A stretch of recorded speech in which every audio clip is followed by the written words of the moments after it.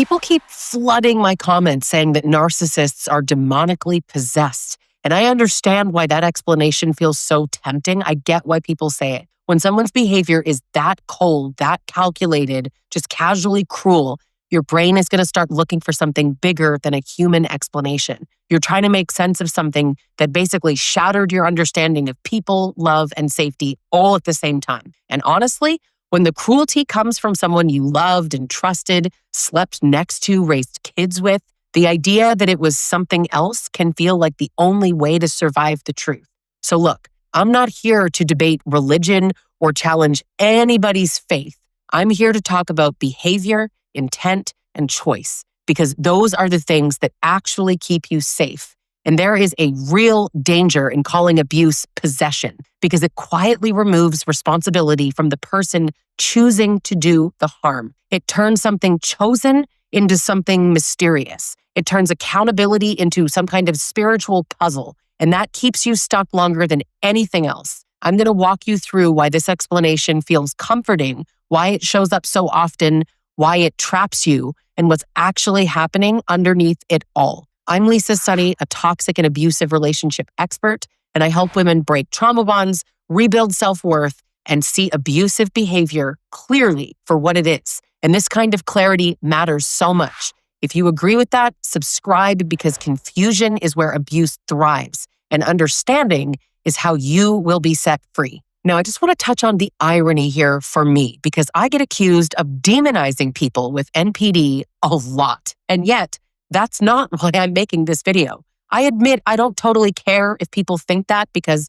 I know that I'm not. I have a much better reason for wanting to talk about this, which will become very clear. So let's start with the emotional reality of all of this, because it matters more than people want to admit.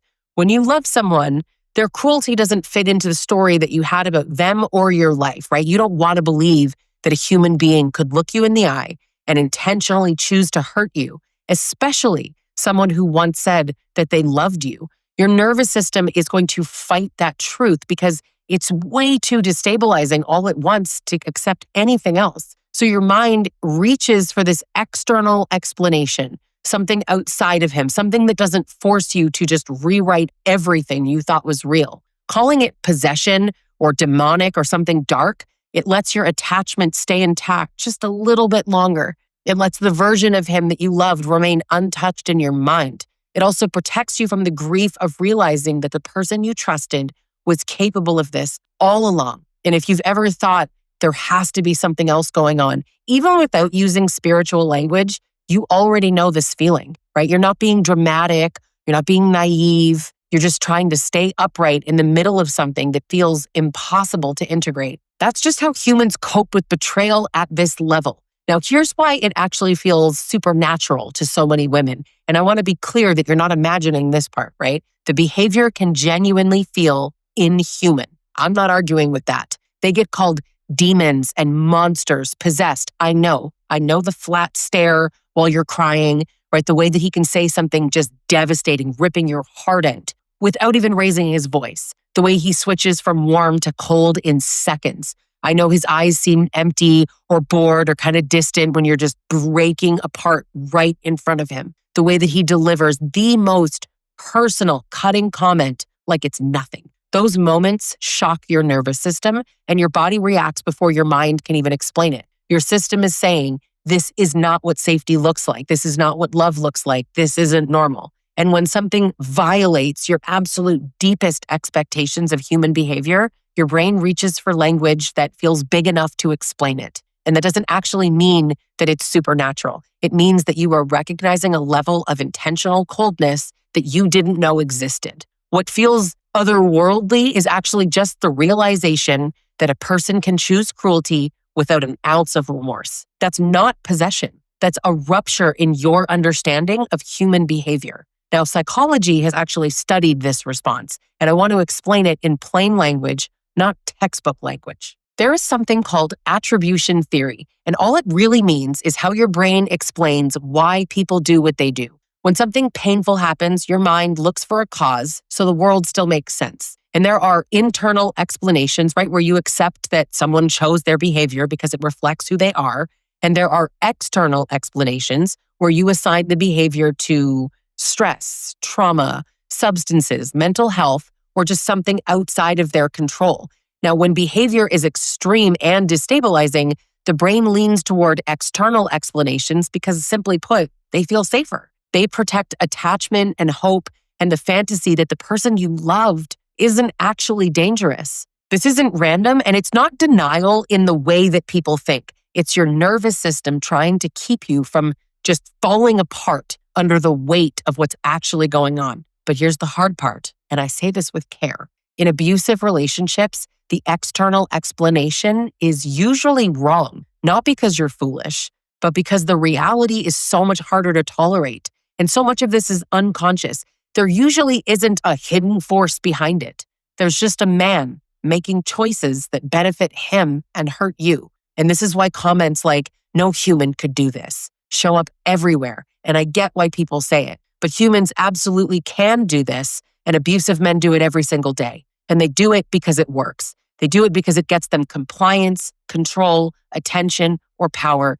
They do it because the consequences are low and the rewards are high. It's that simple. You don't need demons for that. You need entitlement and opportunity. And I want to pause here and I want to say something really important. If your personal faith helps you cope or make meaning of your life, that's yours. I respect that. I'm not touching spirituality as a belief system. I'm talking about behavior that we can observe, patterns we can predict, and harm that is measurable. When we talk about abuse, we have got to stay grounded in what actually keeps women safe. And supernatural explanations, they don't do that. They feel powerful, but they quietly erase the most important truth, which is that the man knew exactly what he was doing and he did it on purpose. Now let's talk about why calling it possession feels comforting on a deeper level, because this part really matters, right? When you say that he's possessed, what you're really saying is that the man that you loved is still in there somewhere. You're holding on to the idea that something hijacked him, and if that thing goes away,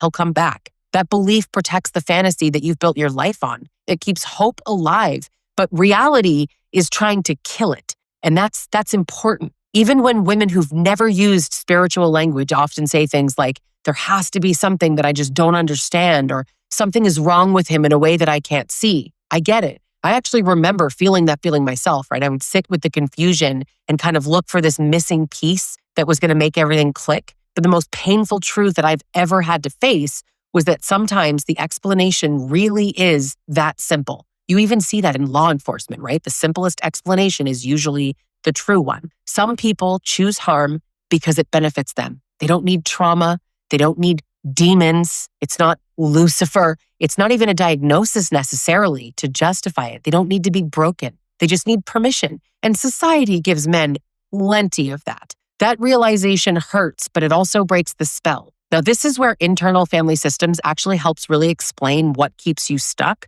without excusing him. The part of you that still wants it to make sense, right? The part that wants him to be the man from the beginning, that doesn't want the truth because the truth shatters your hope. That exile part of you, it holds the fantasy because fantasy feels safer than grief. And accepting that he was capable of this all along, it forces you to mourn not just the relationship, right? But the future that you thought you were building. And that's devastating. But avoiding that grief also keeps you trapped. And this is where misogyny quietly just enters the picture, right? People don't like that word sometimes, but this is the truth. Men don't need demons to hurt women. They grow up in a world that just normalizes women absorbing discomfort, minimizing harm, endlessly forgiving, and explaining men's behavior for them. That entitlement is baked in so early. So when a woman's pain is treated as like background noise and it's just expected, cruelty doesn't require anything supernatural. It just requires access. And here's where calling abuse possession becomes actively dangerous. And I need you to listen to me.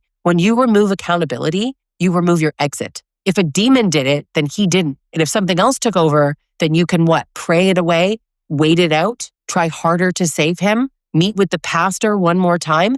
I've coached women who stayed for 5, 10, 15 extra years because they believed that they were fighting something spiritual instead of dealing with an abusive man making choices. And this really is why I felt the need to talk about this. It's a man making a choice. You need to see that. You were fasting and praying and forgiving and hoping while the abuse escalated. And the real problem was sitting right across from you at the dinner table every night. He was choosing dominance and entitlement. And abusive men exploit belief systems that protect them, right?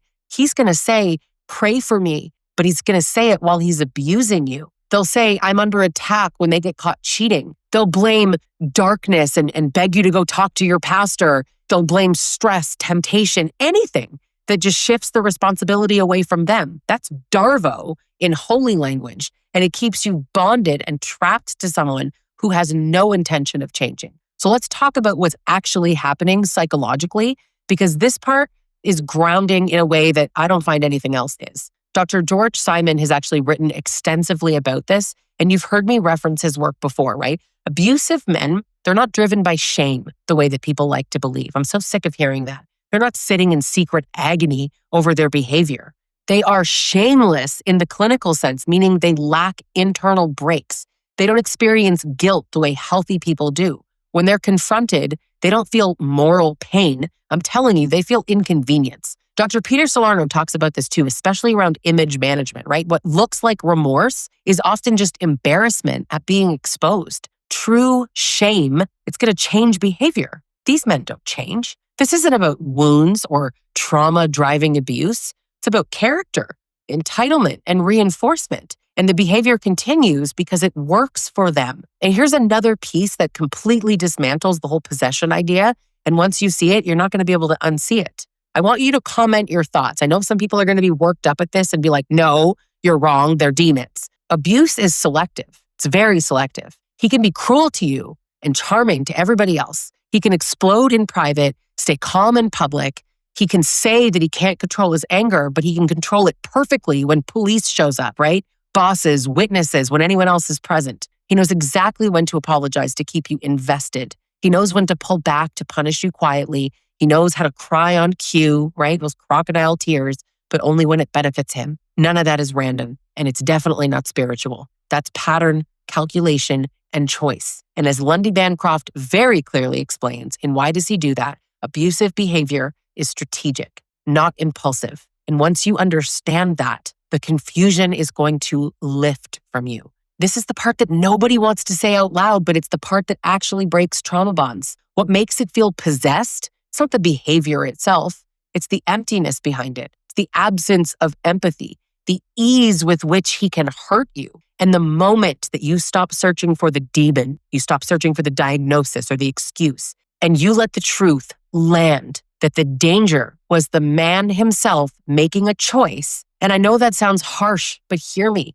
When hope dies, the fantasy collapses. And without fantasy, the trauma bond loses everything. You stop waiting for him to snap out of it. The church can't save him. You stop believing you can save him. You stop framing it as some spiritual battle because you can see the reinforcement clearly. He gets sex and control, emotional labor, childcare, status, comfort. His behavior is rewarded, and that's why it continues. And once you see it this way, things are going to shift, probably quietly but permanently. You can stop personalizing his cruelty.